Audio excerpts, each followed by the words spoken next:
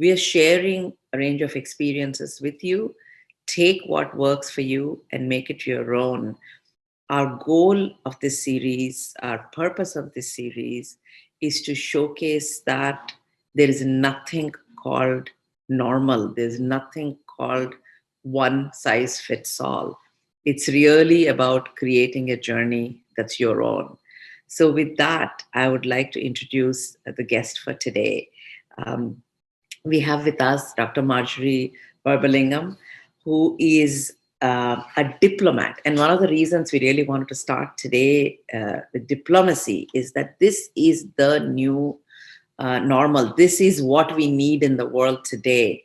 And Marjorie has been a Consul General of France since 2019. I mean, what a time to start. And she manages Karnataka, Telangana, Andhra Pradesh, and she spent the first part of her career as a teacher. She used to teach English. She was a professional researcher. And then she came into diplomatic circles. And then in diplomacy, she was part of defense for a long time, strategy in defense. She's worked in various countries, and she's been in Spain, she's been in, apart from France, she's been in India, etc. She speaks fluent Spanish and Japanese and French and Italian and English and so on. And I'm sure she's going to pick up a language or two pretty quickly. But the most importantly, she speaks an amazing language of humanity, leadership, and diplomacy. With that, I would love to invite Marjorie to join us so we can have a conversation about her leadership style. Welcome, Marjorie. Thank you very much, Lakshmi, and it's a pleasure to have the opportunity to exchange with you once again. Yes. Congratulations on launching this new format. I'm really excited and sincerely very honored to open it with you tonight. It's a great opportunity, and I think your introduction was excellent.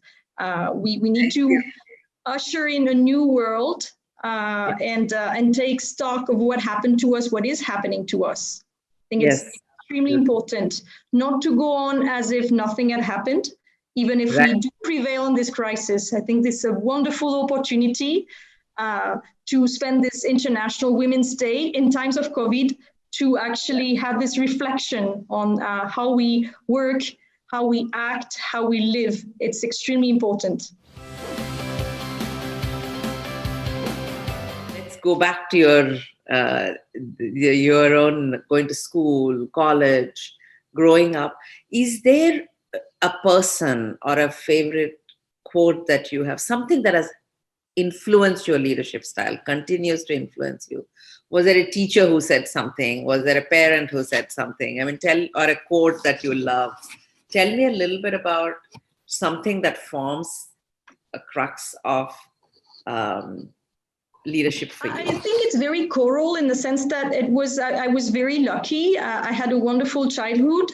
Of course, I was lucky to have excellent teachers in primary school, and I cannot commend enough. I do believe, in general, in any country, teachers are not paid enough because what they do is amazing, and what they do is defining people. So of course I would not be where I am now if I had not had teachers that believed in me and told me, you're doing well, you have to keep going like this, and giving you discipline.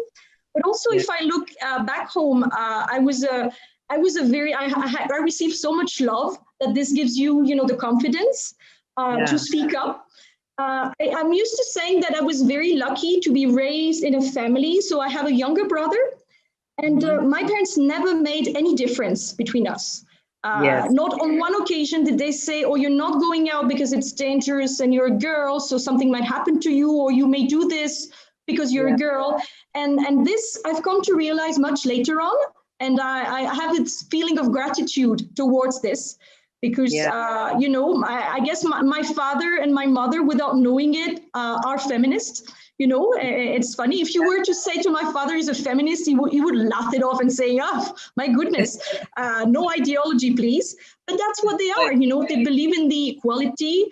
And also one thing I've learned, and that probably helped me through my journey, from both my parents, but especially my father, is never to take no for an answer. And this helps a lot. Yes. No, I think that's a great lesson. And you also went to a college where a lot of diplomats went there, etc. And one of the things I want to talk a little bit about diplomacy is that in business we use a lot of defense terms, right? Like crush the competition, win at all costs, hit the targets. I mean, a lot of our terminology in business is very military like. Whereas diplomacy is something we use to prevent wars, to prevent, catastrophic situations, etc.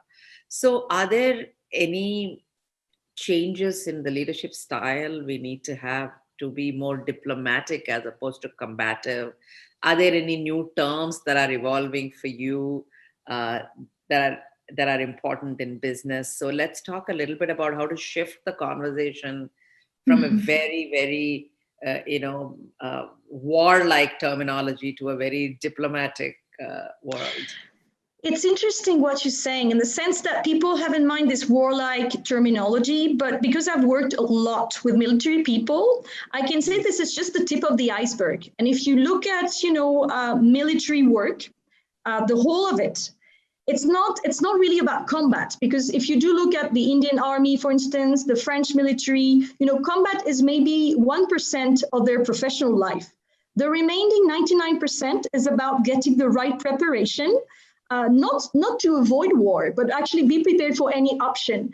And I think if we look at the whole of the military and also diplomatic, because this is something that we have in common, diplomats and military people, it's about getting ready for any situation. So you spend a lot of time doing what they call planification work. And I think this is not very different from what good business people actually do. Yeah. And then when you're a diplomat, you spend a lot of time exploring hypotheses of what may happen. And then the rest of your time, I really like this saying in English, saying that life is what happened while you're busy making plans. It's a little bit like that. I love it. I think it defines, what a person's life is about. You have to make plans. You have to make plans. It gives you the right discipline. And this is what military people do. This is what diplomats do. And then you have to all the time be ready for anything, and you have to improvise a lot. And this is where your personal, individual's qualities come in, because you can be very smart and make plans, the best plans, but you can be ridiculous when it comes to facing a situation that was not planned. So what makes a good leader is that the ability to plan for anything, and then in 5 minutes time to say, okay, this was not part of the plan, but I'm going to come up with something. Correct. And, flexibility, yeah. And common sense.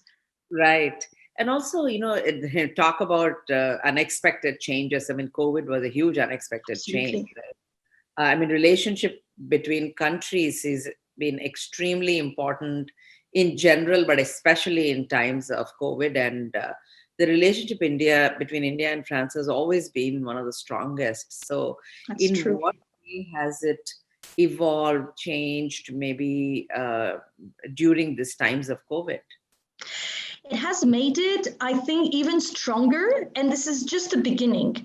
Well, if you center on COVID and healthcare, it really brought to light the similarities in France, for one place, and India's, on the other hand, position regarding what we called in diplomatic jargon, common goods, like the access to water, the access to the vaccine. Is one belief that France and India have, that you have to make it, as available as possible. Then if you look more medium long term, we have, as you mentioned, a very strong strategic partnership. What's interesting is that we have come to the same conclusion about, for instance, the supply chains, that we want more resilience and more autonomy in the supply chains. So we have to change a little bit the way the economy works. And also, India and France were already very strong partners in dealing with environmental issues. And the COVID situation has showed us that we actually need to ramp up action and actually move to, a new phase of what we were able to do for the climate. and for the environment. So Right. I believe we're going to come as even stronger partners than before. Absolutely. A completely different thing about diplomacy, Marjorie, is that you have teams across countries, across time zones, across disciplines, and you deal with government and business and youth leaders, all kinds of things. So, what is the best way you found to communicate what you want, what your vision is across disciplines?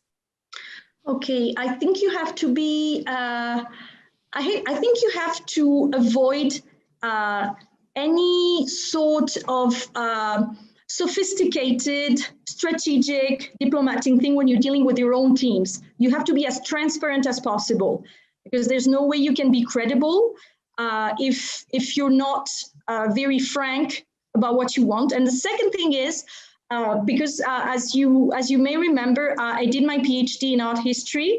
I think you have to use a lot of visual language in the sense that you have to gather people around a visualization of what you want. So I'll give you one concrete example. It is that we are celebrating the 10th anniversary of the Consulate General of France in Bangalore. So rather than just opening bottles of champagne, which is not something that we are going to do very easily, in times of COVID, I decided to gather everybody around a sort of art project to come up with a logo for the anniversary, to come up with an ebook, to come up with a video so everybody could participate. And as a result, we have a very nice new visual identity for this year's celebration. And I think people can relate to that even more easily than to words or rhetorics, in the sense that because we are a multinational team, it's really helping people. And I think my colleagues back in Paris, they do the same about making sure that we have visual language to really incarnate our diplomatic efforts and incarnate my country, France, in everything we do. Lakshmi, are you still here?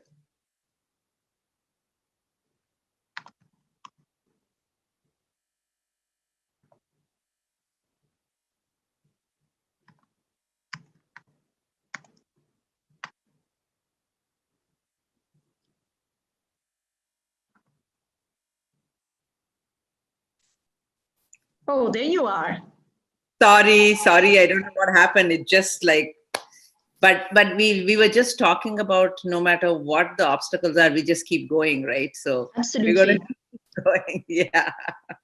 So sorry about that.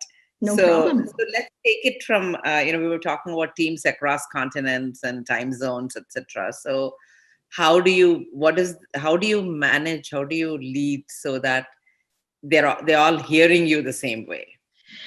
So I was saying that you have to be as frank and transparent because you cannot resort to very sophisticated diplomatic language when you are actually communicating internally. You have to be very frank with your troops, if I want to use this military term. The second thing is you have to use as much visual language as you can. You have to gather around a visual identity. And I was telling everybody that because we are celebrating this year in 2021 the 10th anniversary of the Consulate General of France in Bangalore, the youngest consulate general on the French diplomatic network, which is a very old and respectable network. So I decided, we would actually create a visual logo, especially for that. Make a video so everybody could, gather, because I have a multinational team. So language is important, but if you want to actually go, to the message itself, it's actually better to use images. And this is something that people can relate to very easily. And this is also what they do from Paris. They try to, gather people around the image of France through visual arts. So, okay. No, that's great. I have a last question for you before we get to another fun segment.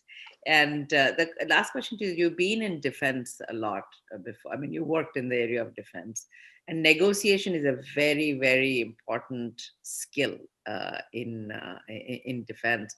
So, can you tell me a little bit about, was there a time that was very difficult where you could use negotiation? how do you build this art of negotiation? Unfortunately, you give me like a very brief answer, but Okay. I'll tell give you me. a very brief answer. So I was saying earlier that I learned never to take no for an answer. That's Yeah. the first part. The second part is never to use no as an answer yourself. And if Yeah. you can, it's like the games that kids play, that you don't say no. You don't Yeah. say no and you don't take no for an answer. And this is what keeps Yes. you going. That's fantastic. That's a great one. The another thing I wanted to ask you is, we have a section called Inktree. What we're saying is that we at Ink, we are focused on accelerating the journeys of game changers, find amazing people, and accelerating their journeys. Can we plant a seed together with you that can germinate in the future? What is an idea we both can pursue that can Okay. grow in the That's future? that. That's a very good idea to plant the seed. So maybe we can, get some apples later on. Yes, Uh, absolutely. Are so for great, so we any, can make wine. yeah, better. You're right. A lot better. So I believe that we also have some young leaders program. One that's very interesting, that's a fantastic one, is the one that's called Leaders of the Future. So for Mhm. people under 42 years old, and it's really about getting VIP service in France and getting Yeah. exposure to France under the best, conditions, because you can pick whomever you want in the French government or business, circles, and we'll make sure that you get to meet him or her. So Yes. that's a Yeah. very good one, and we could, explore ways of considering your fellows as our fellows. And an even more fun way would be to gather all together with my team. They do business, science cooperation, tech, Yeah. and so on, and drink wine and That have me, sounds great. introduce you to French wine for those of you who don't know it, in depth. And that Yes. would be Yeah. planting the seed and getting the grapes. Wonderful. So two things. One is our Ink Fellows potentially being part of the Young Leaders program you have on a regular basis. And secondly, get some of the Inksters together with your team to exchange ideas about India, France, and Absolutely. have a nice glass of wine. That sounds really great. So now we come to a section where you get to ask me anything. And Hmm. let's see, it's called Stump Me if you can, and ask me anything you want. Okay. Well, because today is International Women's Day, I wanted to ask you, Lakshmi, if you were a man, do you Mhm. think you would still be a feminist or would you be sexist? Wow. All the I can only go by the men I knew. I think I would have been like them. I would have been like my father, I think, whether I was a boy or a girl. And he was, like you were saying about your dad, he had no label, but by nature, he was such a force of nature. He had three daughters, and especially in India, Oh, where son is supposed to be the more desired one. People would tell him, "Oh, Dr. Saab, I'm so sorry, you have only three daughters."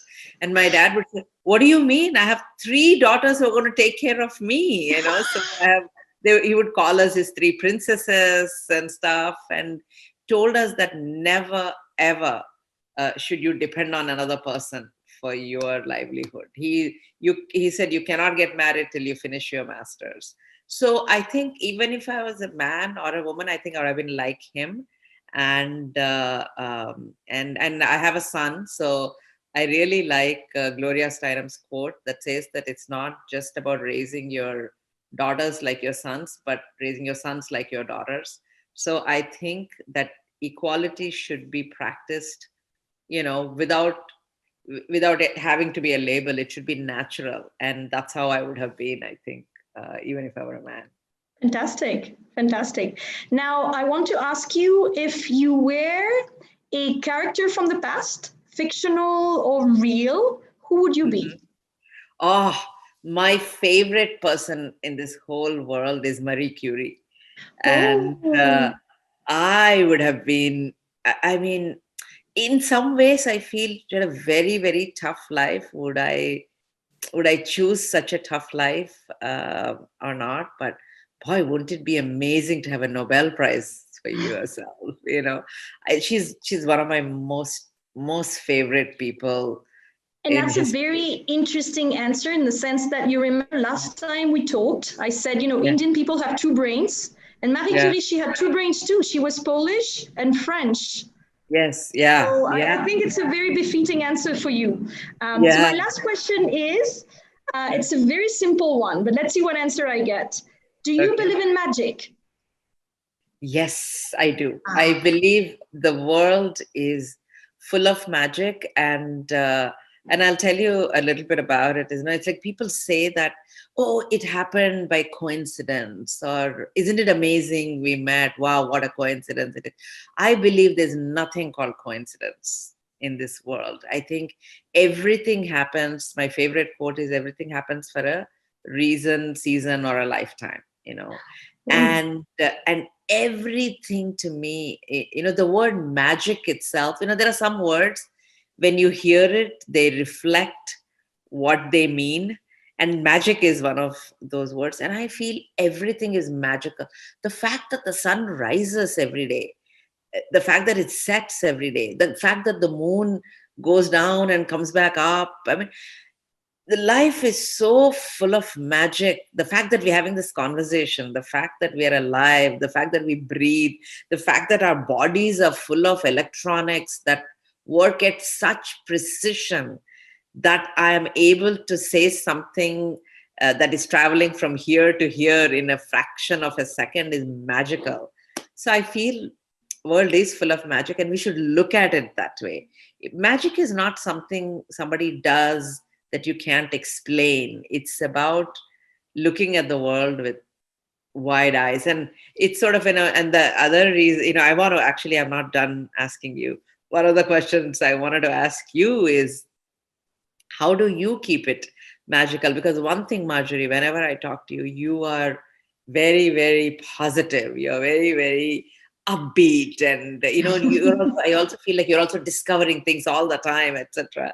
So let me ask you, how do you define magic in the way you're asking me? Exactly what you said, in the last part of your answer. It's the way you look at things. And I think, if there is magic is the way you look at things, and I think people should be compelled to believe in magic. I think the world would be a much better place if people would not take them so seriously and believe that what they do actually has an impact. Well, we do have an impact. It has an impact. But if you believe in magic, it gives you this lightness, in life. And it makes you, enjoy it to the full. So, so it's really good if you keep the mind of a 5-year-old, throughout your life, a little bit. At times. So, I also want to acknowledge today's Women's Day. So it is, I think, and I know you'll agree with me, it's absolutely magical to be a woman. I love the fact that I've had the privilege of being a woman. And, one of the things people always ask me is, how do you, work-life balance? How do you balance it, etc.? And I always say that I'm so glad I can multitask. I can, roll with the punches and all these things. The intensity of it, right? Yeah. So I would love to have you talk a little bit about it. We have a few minutes about this whole work-life balance. You've been a woman leader, and especially when we talk to the young people, I think it's extremely important to encourage them to stay in the workforce and be economically independent and balance it all. So you want to tell me, like, for a minute or two about how do you balance everything? It's not easy, for sure. You have to have a lot of self-discipline, I guess. And this is, I guess, the one instance where I'm not being diplomatic. And that's the one, area where I've learned to say no. Because diplomacy is used to be male-dominated. And it used to be about spending your whole life working, in the sense that everything was diplomacy. If you accept an invitation on a weekend, it's diplomacy, and you are your diplomatic persona. Now, this is impossible to balance with a family life and raising a child, as I'm attempting to do in a balanced way. So there are moments where I know my interlocutors don't understand, because they're like, oh, you should bring your husband and your child. And I'm like, thank you very much. But no, because this is my private area and I want to keep the sanity, and the privacy of it. So this is the one, secret garden. I think it's really important. And in French diplomacy, we have a divorce rate that is appalling, because it's difficult, because people think that if you want to be a good diplomat, you have to be a diplomat 24/7. And my belief is you can be a good diplomat by setting those moments where you don't say no to people, but having moments where you are, for your loved ones. And this is the one way I deal with it. Great. I think that's a great way to wrap up the show today, Marjorie, is that life is not just about always pleasing others. And especially since today is Women's Day, I really want to appeal to all the women out there that it's okay to say, I want. It's okay to say no. It's okay not to put your hand up all the time to come to everybody's rescue. It's okay to course your own life in the way you want. So I just want to wrap up by saying that I think the world needs many, many more women leaders, just because we need balance in this world. And it's not just about whether it is men or women, gender or, discipline. We need all kinds of people. When over 50% of the world is women, we need more than 50% of the workforce to be women to bring that balance. And I think with COVID, we have realized there are many ways to integrate people. You don't have to, as you're saying, Marjorie, show up 24/7, be at work 24/7, not be there for your family. You can balance it and you can decide which takes precedence when.